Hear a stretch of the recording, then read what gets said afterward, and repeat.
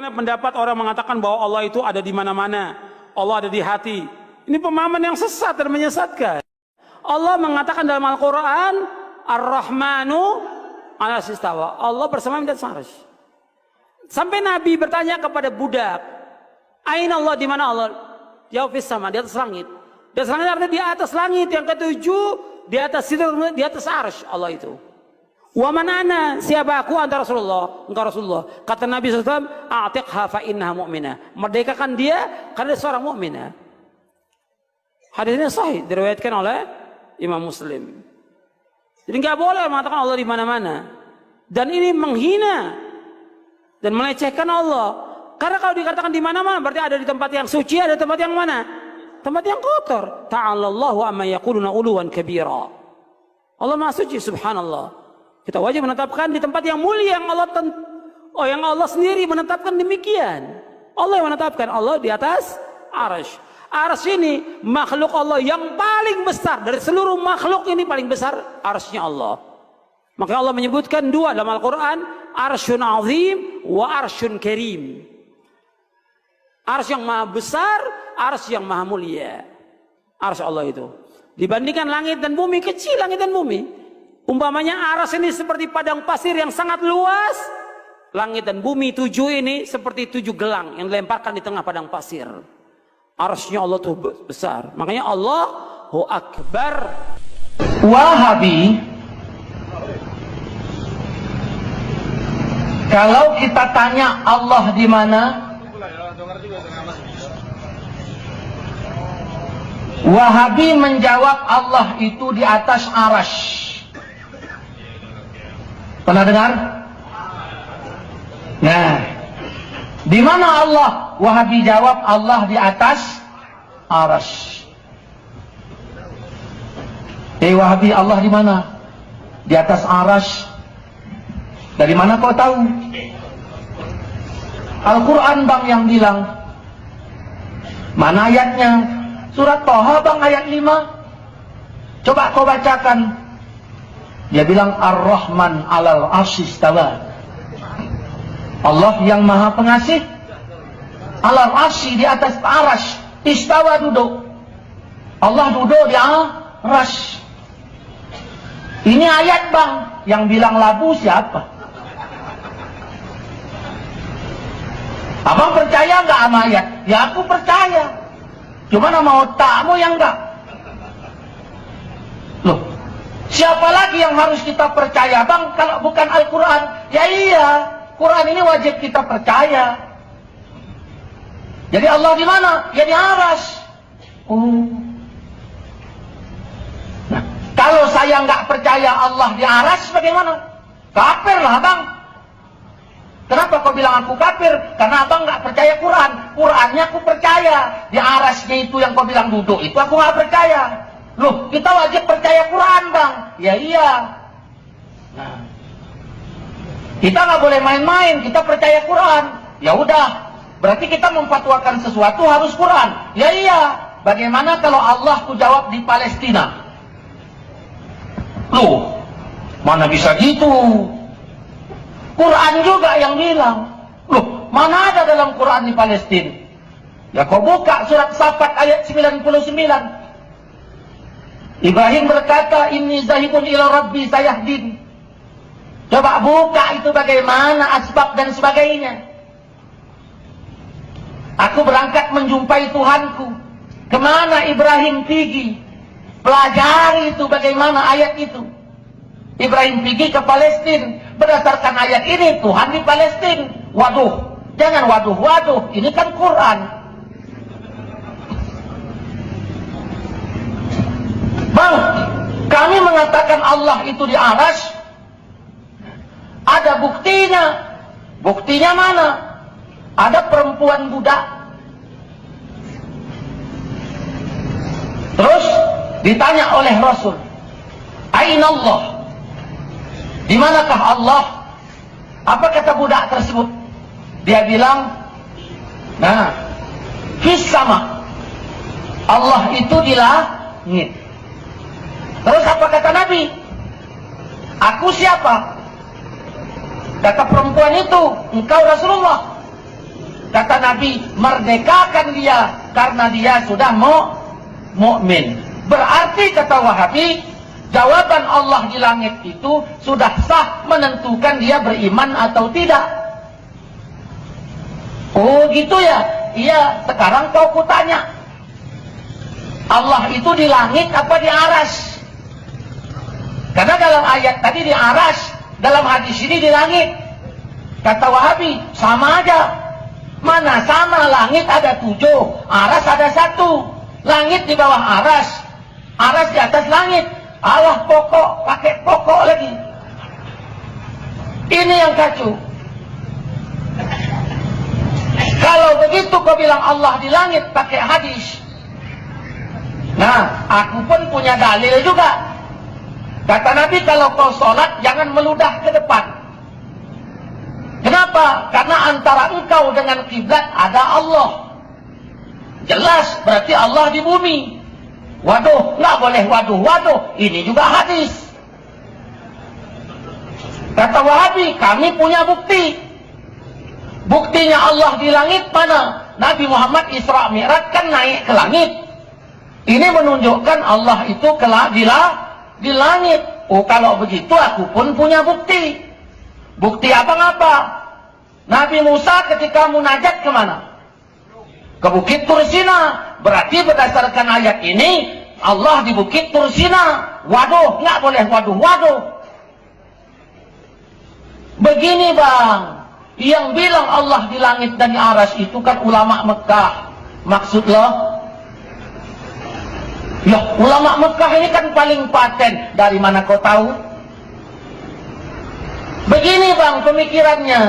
Kalaulah Wahabi salah, abang mikir nggak? Iya mikir, masih waras abang ini. Kalaulah Wahabi salah, kenapa menguasai Masjidil Haram? Oh gitu ya. Kalau gitu kau pikir juga, kalaulah Yahudi salah, kenapa dia menguasai Masjidil Aqsa? Tidak ada satu ayat dan satu hadis pun yang membenarkan bahwa sesungguhnya kita mencomot ayat tersebut untuk jawaban pertanyaan ketika ditanya Allah di mana, lalu kita ambil surat Thaha ayat 5, jawabannya bahwa Allah di aras. Nah, ada ayat itu ada, tapi izin dari siapa kita ambil itu sebagai dalilnya? Tidak ada. Yang ada Al-Baqarah ayat 186, Allah mengatakan iza sa'alaka ibadi anni fa inni qarib. Kalau hamba-Ku bertanya tentang Aku, katakan di langit apa di mana? Katakan Aku dekat. Nggak usah kau bilang di langit, nggak usah kau bilang di Bukit Tursina. Katakan Aku dekat.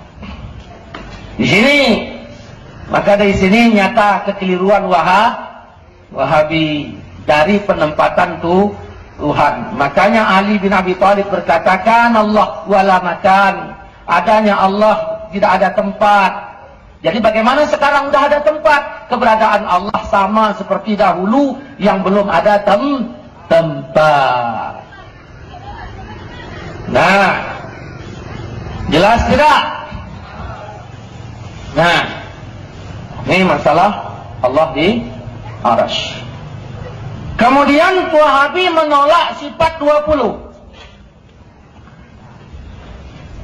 Jadi Wahabi menolak sifat 20. Belajar sifat 20 syirik. Nah, pokoknya kalau syirik berserak lah. Tidak boleh, haram. Jadi kenapa? Nggak boleh. Tauhid itu cuma 3. Uluhiyah, rububiyah, uluhiyah, asma wa sifat. Biasanya 2 ini. Rububiyah, uluhiyah. Nah, apa itu uluhiyah, rububiyah? Rububiyah itu adalah wajib meyakini Allah menjadikan alam ini. Nah, jadi begitu ditanya, Din, apa bang? Kau yakin nggak yang menjadikan alam ini Allah? Yakin aku bang. Betul. Betul, swear. Yakin. Berarti si Udin telah bertauhid rububiyah. Tamat rububiyah tadi. Jadi nggak payah-payah belajar tauhid. Kalau belajar sifat 20 kan lama. Nah, jadi siapa yang meyakini Allah menciptakan alam, dia telah bertauhid rububiyah. Nah, kemudian ditanyanya lagi yang kedua, dites uluhiyah. Dan kalau kau yakin Allah menciptakan alam, pertanyaanku adalah, kenapa tidak kau sembah Allah itu? Oh, aku menyembahnya, Bang. Betul kau sembah, betul. Berarti kau telah bertauhid uluhiyah. Selesai. Sampai di sini kayaknya nggak nampak permasalahannya. Tapi ada yang dibalik itu, Pak. Dengan tauhid rububiyah, dia menyamakan Abu Jahal dengan Sudin. Kenapa? Karena Abu Jahal waktu ditanya, siapakah yang menciptakan alam? Abu Jahal bilang Allah.